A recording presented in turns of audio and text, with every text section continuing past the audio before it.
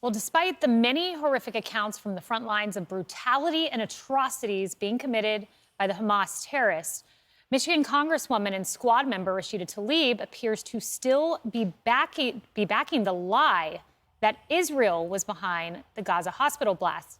She's refusing to believe that Israel is not behind the explosion, and that's in the face of tons and tons of evidence.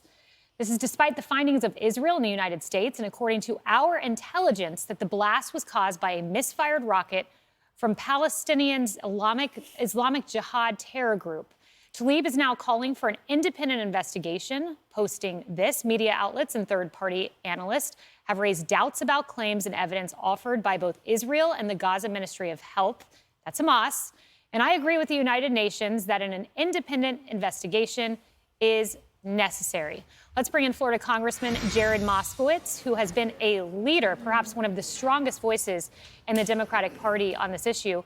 You know, Congressman Moskowitz, you tweeted that your Democratic colleagues who blamed Israel should take down their post, and Ilhan Omar did that. However, far from taking down the post, Rashida Tlaib is doubling down. Should there be some sort of punishment? We know Congress has the ability to censure should Republicans ever get a House Speaker.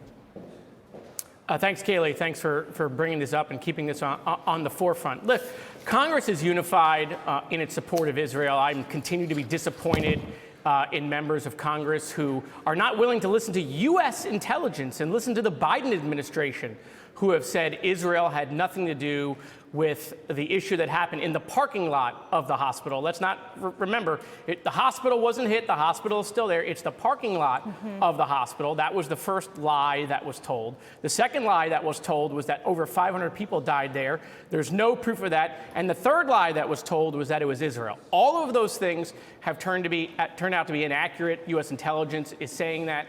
And any member of Congress who continues to trust Hamas's information over U.S. information is obviously deeply concerning. You know, Congressman, Article 1, Section 5, I believe it is, gives Congress the power to punish, censure, reprimand. Are those things that should be considered for those who want to propagate terrorist talking points? Oh, listen, I think once we get a House Speaker here, I think that censure resolution will come to the floor. And I do think it's something that everyone should consider. This is about U.S. intelligence. This is about U.S. information. This is about not willing to trust the Biden administration and U.S. intelligence, but instead continuing to pretend like the Ministry of Health out of Gaza is nothing other than a terrorist organization telling people what we want to hear. We just heard the leader of Hamas talking about genocide. I mean, good God, it is propaganda to the 10th degree, and people have to stop buying it, and they have to listen to the facts. And the media needs to stop propelling it, as we've seen from several outlets. Kayleigh, it's been disgusting. What happened in that hospital issue with the media was disgusting. It exposed all sorts of anti-Semitism. I guess we can dispel with the lie that Jews control the media. If that were the case, you wouldn't have seen the media blame Israel and Jews all across the world. We had protests in the street. We had the president's meeting being canceled because of all that. And oh, by the way, when Hamas said it was Israel, everyone took Hamas's word for it. When Israel said it wasn't them, they had to show satellite imagery, audio, they had to show footage, they have to show the pictures of the crater. Why does there continue to be a double standard when it comes to Israel? We know why. It's because people are anti-Semitic in the world. They are. And, you know, Congressman, to that point, so your predecessor, Ted Deutsch, was a strong, unequivocal voice for Israel, much like you. But back in 2019, in the wake of Ilhan Omar, she had an anti-Semitic trope that she put forward. There was a clean bill to condemn anti-Semitism, but instead that could not get through the House. Instead, a bill condemning all hate went through the House. And your predecessor, I want to play this. This is what Ted Deutsch said 5 years ago. We are having this debate because of the language of one of our colleagues. Language that suggests that Jews like me, who serve in the United States in Congress, and whose father earned a Purple Heart fighting the Nazis in the Battle of the Bulge, that we are not loyal Americans? Why are we unable to singularly condemn anti-Semitism? Why can't we call out anti-Semitism and show that we've learned the lessons of history? Well, in terms of learning those lessons, yesterday the White House press secretary was asked about anti-Semitism, and she said there was no credible threat. And then, rather than just condemning anti-Semitism, changed it to be about Islamophobia. I want to know your thoughts as to why this keeps happening, what you make of the press secretary's remarks yesterday. Well, first, it's good to see my predecessor, Ted Deutsch's comments then. Ted was a steadfast ally of Israel, still is today as president of the AJC, but his words still ring true in this moment in the aftermath of October 7th. Look, well, you've been the press secretary, Kayleigh. You know, I understand there's a press briefing book. I understand there's lots of topics. I understand you got to look at it. But when someone asks a simple question of, is the White House concerned about the rise of anti-Semitism? It's a simple yes answer. By the way, I know the president is concerned. That's why there's an ambassador to anti-Semitism. That's why there's a task force to anti-Semitism. That's why the first gentleman has been working on anti-Semitism. But why didn't she do it? Why didn't she just say, I condemn this, full throttle? That's a great question. I mean, look, she clarified her comments a couple hours later and put out a statement. But that's a great question. Why we had to look at the briefing book to answer a simple question: is, are you worried about the rise of anti-Semitism? And look, yes, Jews are hyper-focused on this.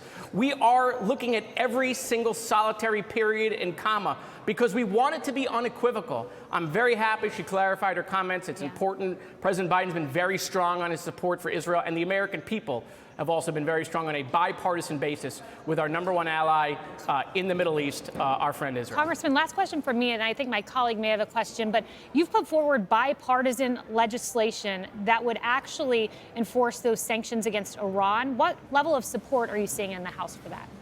Well, it passed the committee. So we passed the committee in our first markup just last week. So there is dramatic bipartisan support to make sure that Iran can't continue to sell oil to China, which then allows them to take that money and give it to Hamas, give it to Hezbollah, right, to continue to expand their reach in the region in Iraq and Syria and in Lebanon. And so Iran is the world's largest sponsor of terror. There's no doubt that they are watching what's happening in the Middle East in addition to just funding, but watching it operationally. And look, Secretary Blinken was crystal clear today. Should Iran decide to get involved in this war through one of their proxies, the United States military is going to respond. Congressman Moskowitz, it's Harris Faulkner. Real quickly, you know, we've been reading reports that after the New York Times couldn't get its act together and used Hamas as its single unchecked source. Hospital never hit, it was the parking lot. Hundreds killed, those numbers were not verified. The evidence is all there as you laid out. So my question is, if that was enticing and inciting for people to go out into the streets and yell things and threaten things in this very country, how enticing and inciting do you think it will be for members of Congress to say those very things from the high perches of Capitol Hill? Will you do more than just say, well, could you clarify that? Because it's a bad look for everybody, and it potentially endangers lives of not just people who are Jewish in our communities, but everybody. No, Harris, listen, it's a good question, and I've been doing it. I've been doing it before October 7th. I'm doing it after October 7th, not just with the bill I have with Congressman Lawler on Iranian sanctions, but I did it with Nancy Mace trying to deny the Iranians coming to the United Nations. But did you go up to Rashida Tlaib? Did you give her a little education?